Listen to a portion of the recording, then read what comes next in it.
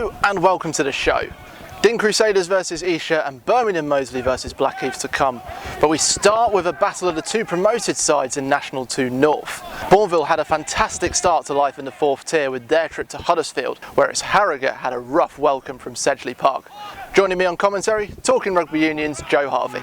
Well, let's take this out, wearing some goggles. Sam Fox. He found a gap through the middle, and the first try of the afternoon is going to come after only 2 minutes on the clock. Harrogate jumping out of the blocks here at Avery Fields, and they lead 5-0. The pumping the penalty goes to the home side. Going back for the middle, for an offside. Quickly taken though by Thompson, goes through, and he gets it on the line. Good response from the home side. They've worked their way back into this, and at 16 minutes, they've got their first try. And number 7, Martin Dawes, decides to go around the outside. He gets locked into a tackle very quickly. Harrogate's still moving forward. That's Hannon, and he's going to go around. He's going to find Guy Koza, and he'll go into the corner. Harrogate respond in the best way possible. Over to Dawkins, who got 2 tries actually in that win over Huddersfield. Now the ball pops out quickly. That could be a great run from the fullback, Owen Williams. What a way to respond. Wonderful. Owen Williams taking matters into his own hands, and Bournville responding in the best way. It really was, and it was all started by Burrows, wasn't it, over on this right-hand side. You know, a difficult man to bring down by the looks of things, and he was bringing in defender after defender after defender, and obviously that kind of kept Harrogate on the back foot. Well, Bournville are banging on that door, and they're going to do that. We are coming towards, we're in the last minute of normal time. And they go over, and that is a try. There's a man over the line, the hand went over. It was the number 2, that's James Weaver. He came out with the ball, and it's certainly Thompson coming away with the ball. Now it comes out to the left where Holiday is waiting. Captain now steps inside, and there's a break from McGahan. He finds the gap, and Bournville, down by 2 men, pushed and pushed and pushed and found that sweet taste, not the Cadbury, no, but the try line, and it's their head coach, Mitch McGahan, who charged over. What a moment for the home side. Well, you know, it's one of those moments when the bounce of the ball goes in favour of the home team. You know, so often today it actually hasn't really gone all that well, but that ball there just popped up perfectly for Mitch after the ball was knocked out in contact, and he's found the try line really rather well then. He's good. Kick over the top from Tibbett. All ball bounces, it goes straight into the hands of MacArthur, and all of that means that there could be a second try, and there will be a second try for Owen Williams. Brilliant work from Bournville as they charge into the lead in a matter of minutes. Wilson gets past a couple of tackles there. That's taken 3 to get him down.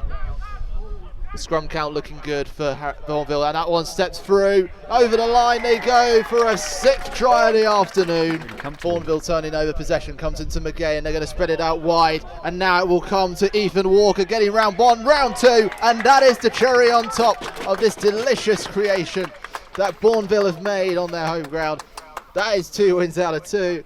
Bournville 47, Harrogate 20. The Chocos are still on the charge. Well, it's a classic game of 2 halves, really. Another slow start from us. We're lucky that we've come back into it. You know, we can't keep giving teams these head starts because you know, we're going to be found out sooner or later.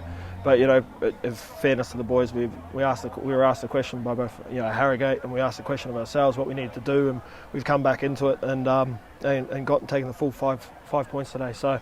Really happy with the response. Yeah, a bit of a tough one. You know, I think we left a few points out there in the first half, just critical moments where, you know, fair play at Bournville, big scramble. We just got to convert that pressure into points. We saw a lot of like maybe mental lapses in the game where we just didn't stay in the fight, and I thought they did very well. You know, we had 2 yellow cards and the scrum was going forward. You know, you'd have to think they were going to convert that one, but you know, they got massive ascendancy from that. You know, they were able to clear their lines, and you could see they were building. Hull Ionians wasted no time showing their power to Tyndale. Wilson on the end of some slick hands just a minute into the contest. And the Brantington Park side had 29 points by the 16-minute mark. Lewis Milliken ending the day with the same number himself. While Ionians did take their foot off the pedal once in each half, Pike pouncing here, they were always staying on course for 5 points. Hull started their heavyweight clash with Stourbridge, the brighter of the 2 sides, Latu McCarthy driving the first score after 38 minutes. But hooker Jack Lee came out for the second 40 with a mission. getting himself over 6 minutes in. The day seemed to belong to the away side though, when Mike Joblin had been flung like a long dart over the try line. Lee had the last say in the last minute though, keeping Stourbridge fans on the edge of their seats and into wild celebration.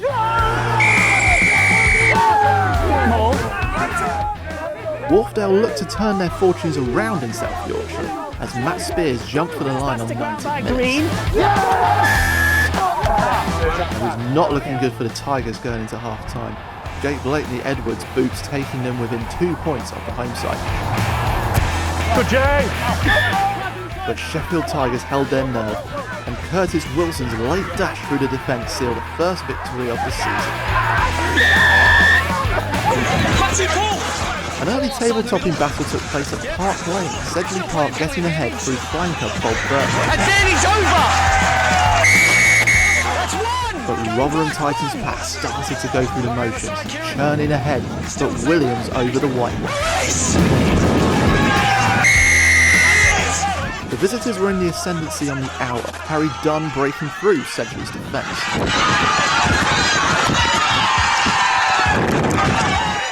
Scott Barrow's boys though responded immediately as the Yellow Sea parted for scrum half Openshaw to go through, but a misconversion meant shared points. Bournville are one of the clubs using National League Rugby partners VO Camera, a global leader in AI-powered sports recording. For a £200 discount, head to ncarugby.com for more details. 5 miles southeast of Avery Fields, Birmingham Moseley had another thriller against Blackheath in National 1. Birmingham Moseley fans may have been expecting an easy afternoon when Ryan Roach's mauling try hit the line after 7 minutes against Blackheath. But it would be another Billesley Common roller coaster with a marvellous Marcus Kershaw run, a super Sam Poynton score on his 50th appearance, and a swan diving Steve Leonard changing the lead. But the best was saved for last as Moseley's Akeel Smith turned on the afterburners to put his side level, and Jack Jolly's conversion beat Blackheath by 2. Cue the celebrations.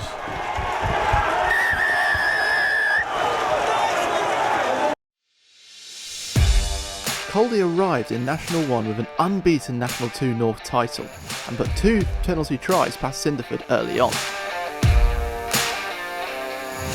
But the tide turned as Tim Andrew and captain Harry Hone drove the home side to victory.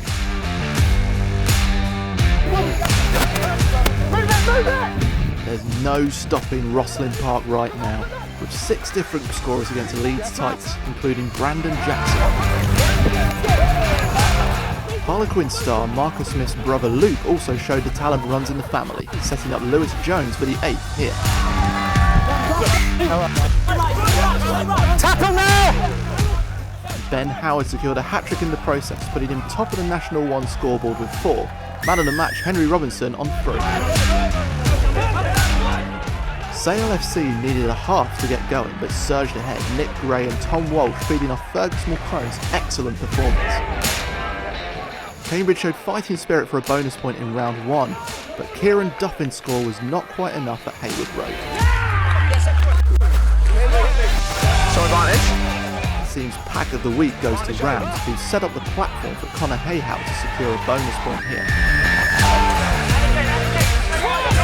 Tonbridge Juddians though showed signs of the rugby that got a draw in round 1 against Bishop Stortford, Tom Chapman siving through. Taunton Titans have entered National 1 with purpose, and flanker Charlie Wright wasted no time showing that to Darlington Moden Park. The team shared the lead at the Northern Echo Arena, Carl Guest marking his DMP debut with a score for a 24-22 half-time lead. Tony Yap's side packed a punch, Jack Walsh landing 18 points with hand and boot for the win. Bishop Stortford sparked a second half comeback against Plymouth Albion, and you can read all the reports across National League Rugby in the Rugby paper. 2 National 2 South stalwarts met in the southwest in Dings Crusaders and Esher. But who would continue their winning starts of the season? These sides shared 158 points last season, suggesting the Shaftesbury Park clash would provide more scoring moments. But they all came from Esher, Sam Morley kicking 8 points in the first half, before 3 tries were scored by Peter Winterbottom's side, including this Luke Peters effort just before the whistle. Despite being 30-7 behind at the break, Dings never gave up, and Ashley Challenger drove his pack forward for a second half score. But it was capped off by Esher in style, sub Jack Lavin soaring down the pitch to make it 2 bonus point wins from 2. Worthing is the new breeding ground for Harlequins academy talent, Cassius Cleves and Connor Slevin weaving through Bury St Edmunds early on. But the Raiders did allow their opponents back in, Mike Stanway ensuring a nervy end for the informed National 2 South side. Quelling a team that won 71-0 was always a tough ask for Leicester Lions, but they went into half-time 1 point ahead thanks to McNaughton's score. Clifton though targeted the set piece and found it profitable, creating gaps as Niall Gibbons secured another bonus point win on the road. 2 other promoted sides met in the 4th Division, Guernsey looking to get a win against London and South East Prem rivals Rochford 100, and they started well here. After an edgy first half, the game opened up with Mark Billings finishing a slick move 7 minutes after the restart though for the home side. But the show was run by Owen Thomas, who put 17 points on the board for Guernsey, including this gem.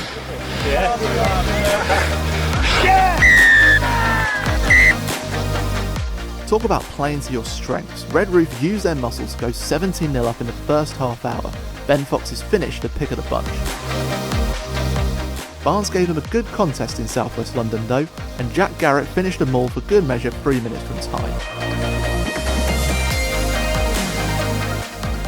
You would have forgiven Barnstaple for starting with care against Western following their loss last week, but the message did not get to Jake Murphy after this excellent try. But the visitors looked to fullback Greg Bannister, who ran like an athlete of the same surname to show his ability.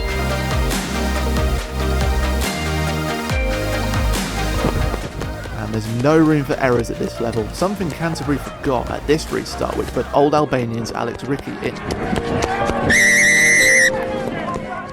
The black and yellow had just scored and continued to find the whitewash throughout, King putting them ahead just after the hour.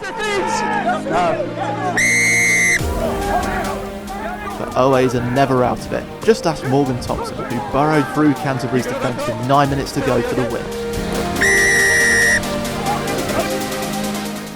What a round it was of action. Don't forget to join the conversation on the National League Rugby podcast with Chris Heal and Joe Harvey at ncarugby.com. Rosslyn Park's 60-point haul puts them on 97 scored in 2 games, joined by Taunton and Rounds on maximum points. Chinner did not suffer greatly in their rest week, but Leeds Tykes dropped down to 14th. Hull Ionians sneak into first after Sedgley Park and Rotherham's draw, while Bladen let Huddersfield overtake them following their home loss. And Clifton's charge continues, but Esher, Worthing and Red Roof are right there with them. Are we in for another National 2 South nail-biter, while Barnstaple climb to 10th? So Joe, just time to round up. We're right here, Bournville, Harrogate, great second half of Bournville. Oh, it really was, wasn't it? And it was very much the opposite of how they started the first half. Harrogate actually, the way that it gave away more penalties than they did in the second half, it just gave Bourneville that way into the game. DMP get a real shock against Titans. They've come here with a purpose. Tony Yapp must be absolutely ecstatic with that result, and I'm sure they're going to be pressing on now from this point onwards. I mean, we're only in the second week. And last of all in the southwest, Barnstaple recovering in the best way possible. But for Barnstaple to be able to get home, get a good result, it's really beneficial for them to push on for the rest of the season, a bit like what we're seeing now with Bourneville who's gone. Going to be exciting to watch. Joe, Harvey, thank you very much for joining me from Talking Rugby Union. Don't forget, if you want your National League Rugby fix, head over to ncarugby.com, and if you can't wait till then, head sure you're following us on Twitter, Facebook and Instagram. As Esher dominate Dings, Bourneville season gets even sweeter, as it does for the whole of Birmingham. See you next week.